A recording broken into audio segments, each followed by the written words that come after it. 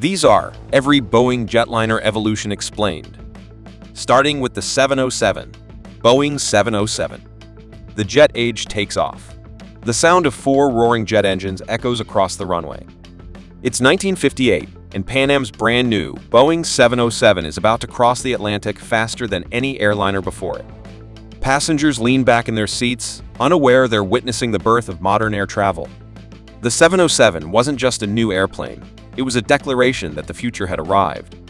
Based on Boeing's experimental Dash 80 prototype, the 707 was the company's first true jetliner, and it changed everything. Before this, air travel was dominated by propeller-driven aircraft like the Douglas DC-7 or Lockheed Super Constellation. Those flights were long, loud, and often turbulent.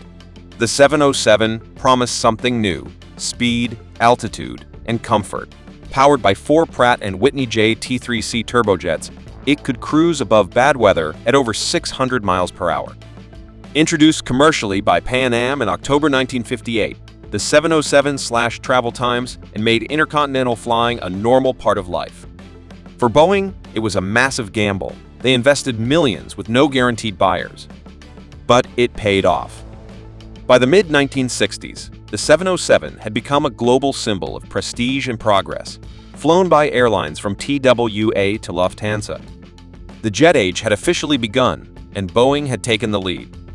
The Boeing 727, the trijet that ruled short runways.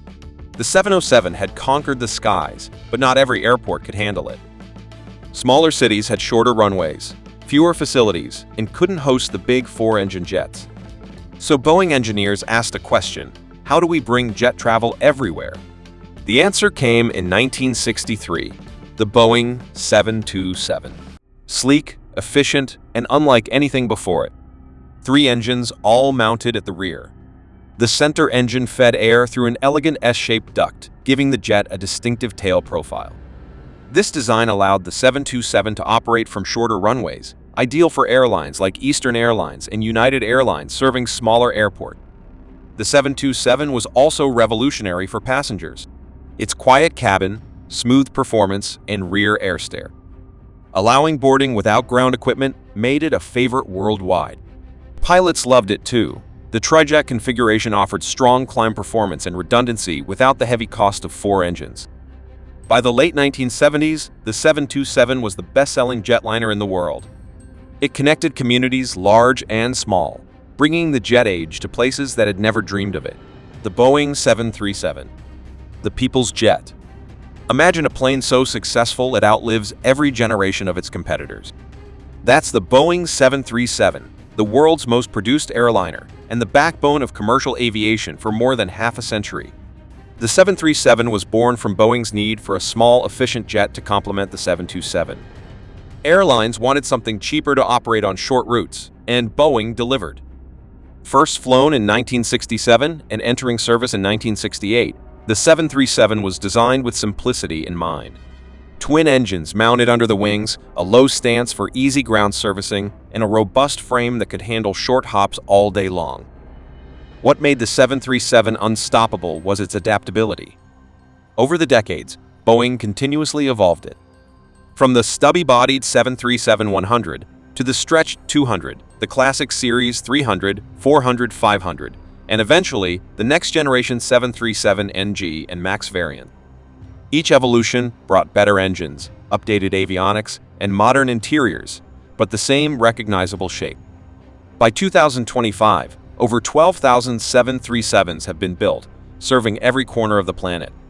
From Ryanair and Southwest to small regional operators, the 737 became the global workhorse, carrying billions of passengers and proving that greatness isn't just about innovation, but endurance. The 737 wasn't just a jetliner. It became the jetliner. The Boeing 747. The Jumbo Revolution. It's 1970 at New York's JFK Airport. Passengers stare in awe as an aircraft twice the size of anything before it rumbles toward takeoff. The Boeing 747, nicknamed the Jumbo Jet, is about to redefine what flight means. Conceived in the mid-1960s under the leadership of Joe Sutter, the 747 was Boeing's moonshot. A wide-body, twin-aisle aircraft that could carry hundreds of passengers across oceans.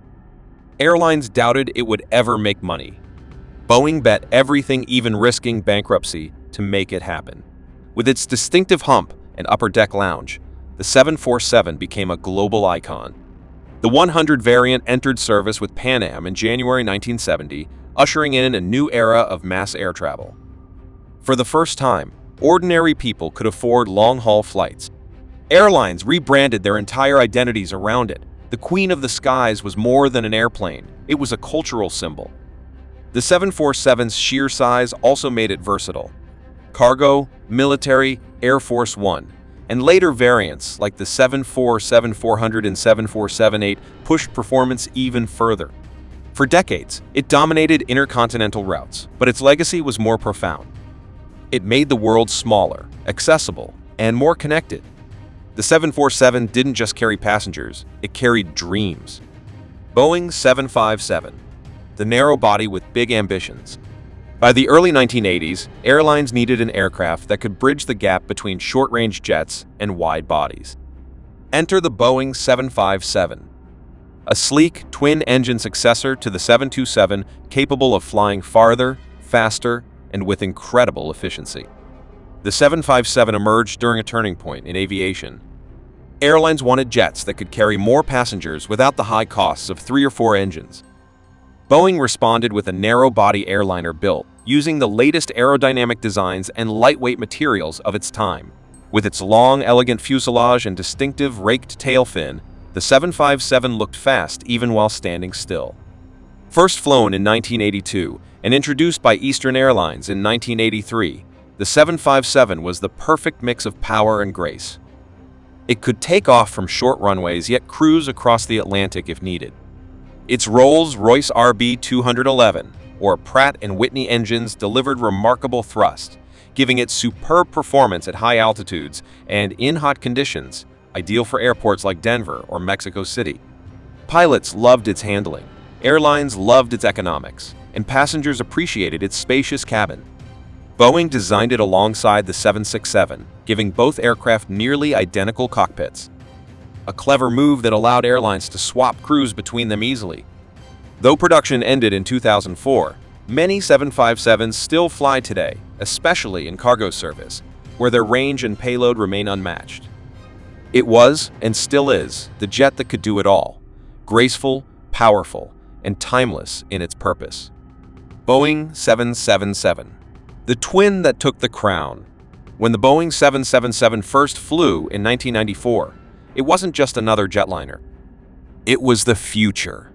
Designed entirely with computer-aided technology, the 777 was Boeing's largest twin-engine airliner ever, capable of replacing the mighty 747 on many routes. Its launch customer, United Airlines, wanted a long-range, high-capacity twin that offered 747 comfort but at lower cost. Boeing responded with the 777, a masterpiece of engineering with GE90 engines, the largest turbofans ever built, and a fly-by-wire control system, a first for Boeing. The 777's range and efficiency transformed long-haul flying. Airlines like Emirates, British Airways, and Singapore Airlines made it the backbone of their intercontinental networks. Later, variants like the 777-300ER became legends for their reliability and range, flying non-stop between cities like Dubai and Los Angeles. Even today, the 777 remains the gold standard for twin-engine performance. And with the 777XC, featuring folding wingtips and next-generation technology, Boeing continues to refine what many consider the best long-haul jet ever made. The 777 didn't just follow the 747. It replaced it, the Boeing 767, the twin-engine wide-body pioneer. In 1982, Boeing unveiled a new kind of wide-body jet, the 767, slightly smaller than the 747 but with only 2 engines. It pioneered a revolution in long-haul flying efficiency. Developed alongside the 757, the 767 shared cockpit technology, allowing pilots to fly both models with minimal retraining, a huge cost advantage for airlines. The 767's wide cabin offered twin aisles for comfort, yet its twin-engine layout reduced fuel burn dramatically compared to earlier quad jets. The real turning point came in the 1990s, when regulations known as extended twin operations allowed twin-engine jets to fly long oceanic routes safely. The 767 became the first aircraft certified for this, opening routes that were once the domain of 747s and DC-10s. United, Delta, and ANA adopted it widely, and it became a favorite for transatlantic services. Today, even as passenger versions retire, the 767 remains vital in cargo fleets, especially with FedEx and UPS. It proved that two engines could do the work of four and do it better. The Boeing 787 Dreamliner. The future takes flight. It's 2011, and passengers step into a cabin bathed in soft LED light, with larger windows, higher humidity, and quieter engines. They're flying on the Boeing 787 Dreamliner, a plane that represents the next chapter of flight. Made of roughly 50% composite materials, the 787 is lighter, stronger, and far more fuel-efficient than its predecessors. Its advanced electrical systems replace traditional hydraulics. Those engines are quiet marvels, with serrated nacelles that reduce noise both inside and outside the cabin. The result? Up to 20% less fuel burn, longer range, and unmatched passenger comfort. The 787 allowed airlines to open new, direct point-to-point routes, like Tokyo to San Jose or London to Austin, bypassing traditional hubs. It didn't just connect cities, it connected people, businesses, and cultures on a more personal scale. It's the embodiment of everything Boeing learned from decades of jetliner innovation, speed, efficiency, and connection. The Dreamliner isn't just another plane. It's a vision of aviation's future, one that continues to redefine how far and how beautifully humanity can fly. Now it's your turn. Which one is your favorite, and what memories do you have flying on it? Drop it in the comments.